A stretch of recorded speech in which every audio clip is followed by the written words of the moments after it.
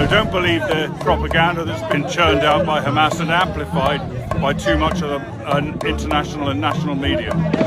This was Richard Camp, a former British Army colonel affiliated with the so-called Gaza Humanitarian Foundation and one of the loudest voices defending the Israeli occupation's military campaigns against Palestinians. Shortly before the video cuts, we hear the gunfire that he denies. Decades ago, British forces, like those Camp aligns himself with, led brutal colonial crackdowns against Palestinians.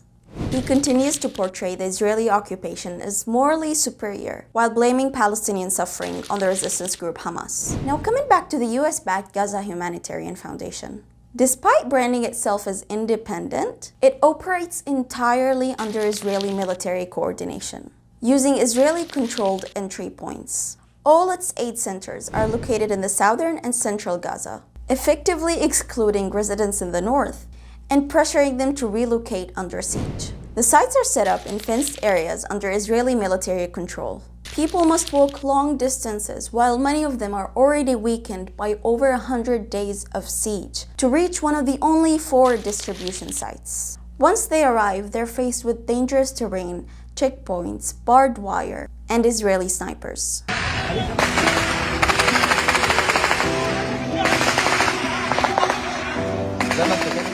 Over 500 people have been killed and nearly 4,000 wounded as they were trying to get food. As the emergency coordinator for Doctors Without Borders in Gaza described, if people arrive early and approach the checkpoints, they get shot.